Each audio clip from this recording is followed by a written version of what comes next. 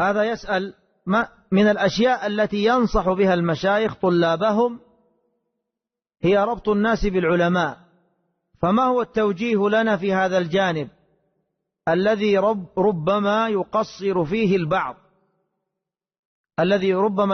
فيه بعضنا من إنزال طلاب العلم في غير منزلتهم، بل ربما بعض طلاب العلم لم يؤهل حتى يجلس للعوام. هذه نصيحة مبذولة ومتكررة بضرورة أن يرتبط الناس بعلماء الحق ومشايخ السنة. مثل العلماء مثل النجوم في السماء، إن تركها الناس ضلوا وإن تغيبت عنهم تحيروا. هكذا يقول أبو قلابة رحمه الله ورضي عنه في المصنف لابن أبي شيبة: لا تقوم الساعة حتى يصير العلم جهلا والجهل علما. تنعكس الموازين، ومن انعكاس الموازين ما جاء في السؤال من تنزيل الناس غير منازلهم. وفي الحديث الذي عند أبي داود وغيره، نعم، وفيه كلام من حيث الانقطاع، حديث عائشة: أنزلوا الناس منازلهم. لكن الواقع وتراجم الأئمة من سلف الأمة الصالح يبرهن على ضرورة الأخذ بهذا الأمر، وإنزال الناس ماذا؟ منازلهم. حنانيك، لا تهلك نفسك وتهلك غيرك. فهذا من قلب العلم جهلا، ومن جعل الجهل ماذا؟ علما.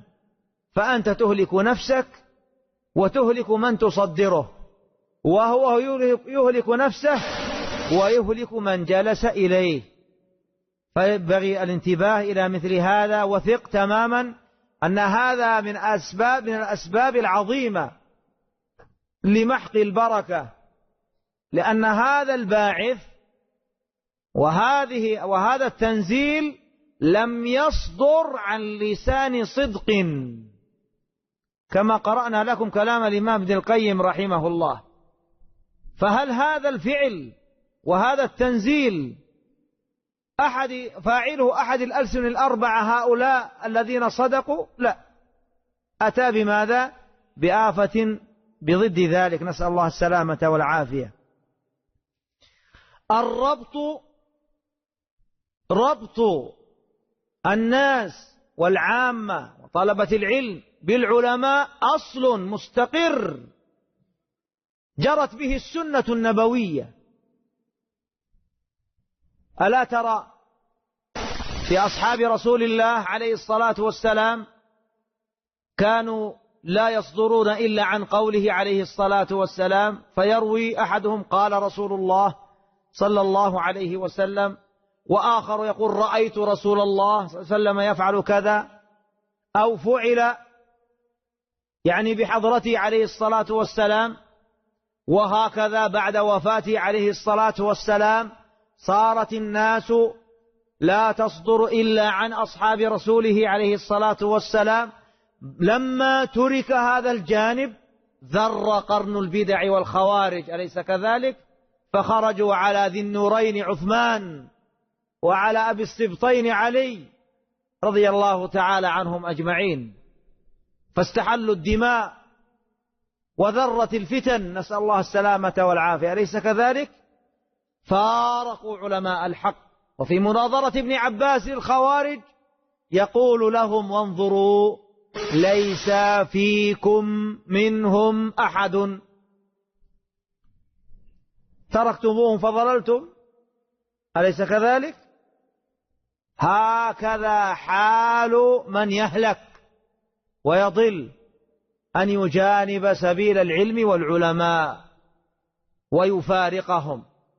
إلى هذا متوارث لكل قوم وارث، بل وراث.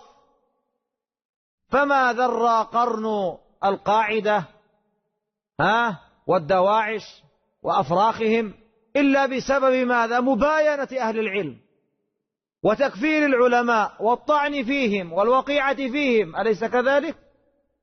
صدروا جهلاء دخلاء عليهم فصاروا لا يصدرون إلا عنهم من رافضة. وقد تكلمت في هذا الجامع عن هذه النبتة الخبيثة الفاسدة المسمومة القذرة على أمة الإسلام، الفواحش الذين يسمون بماذا؟ بالدواعش.